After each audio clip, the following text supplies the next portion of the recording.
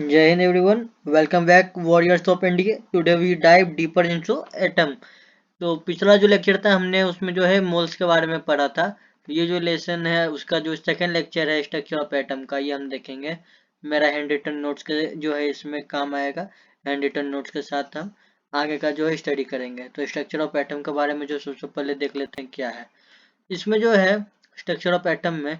जैसे कि पिछले लेक्चर में हम देखे थे, तो उसमें जो है सबसे अंदर जो यहाँ पे प्रोटॉन और इलेक्ट्रॉन होता है, ठीक है ना, जिसको कि न्यूक्लियन कहा जाता है। बाहर में जो है सिर्फ इलेक्ट्रॉन ही होता है। तो इससे पहले जो है अब हम पढ़ेंगे डिस्कवरी ऑफ इलेक्ट्रॉन के बारे में। तो इलेक्ट्रॉन जो है इसको जे जे थॉमसन ने 1897 में जो है डिस्कवर किया था। तो ये जो है इम्पोर्टेंट है, जो कि कई बार आ भी चुका है एनडीए में। इलेक्ट्रॉन को किसने डिस्कवर किया है, तो जे जे थॉमसन जो है 1897 में डिस्कवर किया था। ऊपर आप देख सकते हैं, यहाँ पे मैंने लिख दिया कि इलेक्ट्रॉन को जो जे जे थॉमसन ने डिस्कवर किया है। प्रोटॉन को गोल्ड प्रोटॉन को जो है इसने किया है, और न्यूट्रॉन को जो है जॉन चाडविक ने किया है। इसके बाद जो है हम कैथोड रे के बारे में देखेंगे। कैथोड रे जो है ये हमेशा always travel in straight line में एकदम ट्रेवल करता है हमेशा। ऑब्जेक्ट जो है जब कैथोड रे के इधर जब उसको हम ऑब्जेक्ट को रखेंगे तो ये जो है एक शैडो बनाता है, ठीक है ना। कैथोड रे के ठीक अपोजिट में जो है एक शैडो बनाता है। कैथोड रे consist of material particles and produce mechanical effect. तो कैथोड रे जो है एक मैकेनिकल इफेक्ट दिखाता है, जो है प्रोड्यूस करता है। The beam of cathode ray are deflected towards the positively charged plate, hence the particles in the cathode ray carry negative charge. तो इस कैथोड रे का जो बीम है वो डिफ्लेक्ट करता है टुवर्ड पॉजिटिव चार्ज, तो इससे जो है कैथोड रे जो है निगेटिव चार्ज को कैरी करके जाता है, ठीक है। Cathode ray are also deflected from their path इस मैग्नेटिक फील्ड के कारण, ठीक है ना। The cathode ray penetrate the sets of aluminium and other metals. The cathode ray produce X ray, ठीक है। कैथोड रे जो है एक्स रे प्रोड्यूस करता है व्हेन दे स्ट्राइक मेटल, जब वो मेटल को स्ट्राइक करेगा तो एक्स रे प्रोड्यूस करेगा with high melting point and tungsten. The cathode ray upon striking glass और certain other metal glass tend to glow. अगर कोई भी ऐसा चीज है जिसमें कि स्ट्राइक करेगा, जैसे ग्लास हो या कोई और अदर मटेरियल हो, तो वो ग्लो करेगा। तो ये जो है हमने जो अभी इसके बारे में पढ़ा है प्रॉपर्टी ऑफ कैथोड रे के बारे में। तो इससे जो है कई बार जो है डायरेक्ट क्वेश्चन आ चुका है इंडिया में, ठीक है ना। इसके बाद जो हम देखेंगे इसमें जो स्टेटमेंट टाइप आता है कि कैथोड रे को जो है क्वेश्चन पूछ लेगा, ए बी सी डी दे देगा और बोलेगा कि कौन से दो स्टेटमेंट या तीन स्टेटमेंट जो भी है स्टेटमेंट सही है कैथोड रे के बारे में। तो आगे देखते हैं। टर्म्स एसोसिएटेड विथ एलिमेंट, बहुत ही ज्यादा इंपॉर्टेंट, जिसमें कि पांच छह आते हैं, जैसे कि आइसोटॉप। आइसोटॉप क्या होता है, तो same atomic number but having different mass number. ऐसे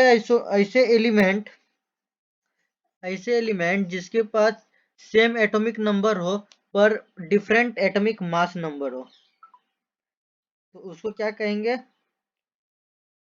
कहेंगे ऐसे एटॉम एलिमेंट जिसका एटॉमिक नंबर सेम हो पर मास नंबर डिफरेंट हो, तो ऐसे एलिमेंट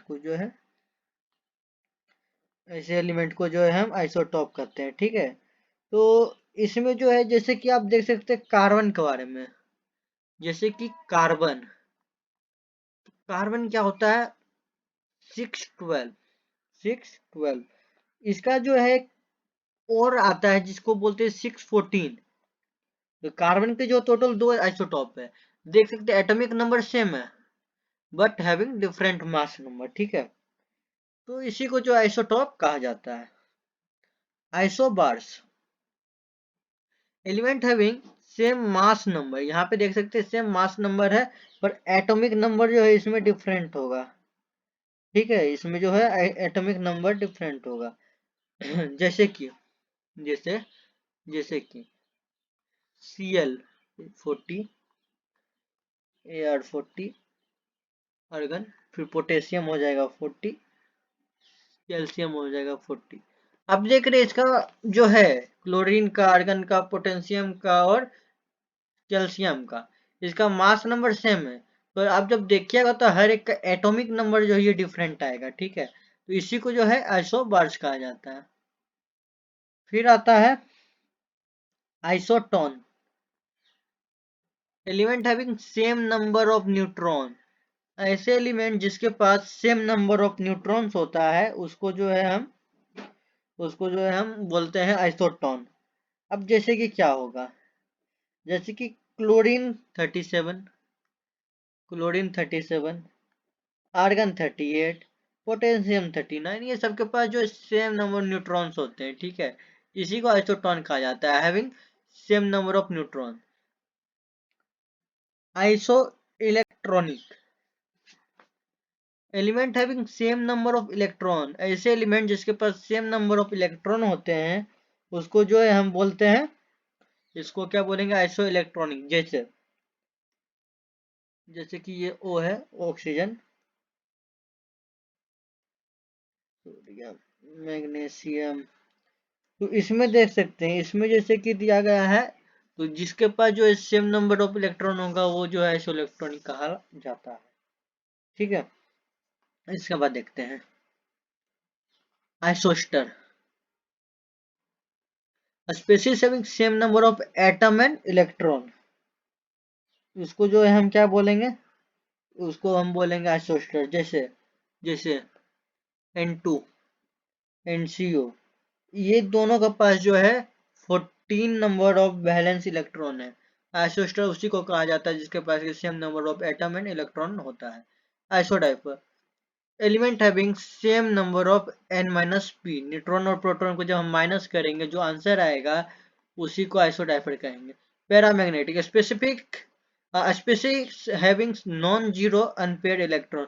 ऐसे स्पीसीज जिसके पास नॉन जीरो इलेक्ट्रॉन का अनपेयर होगा उसको बोलते हैं पैरामैग्नेटिक।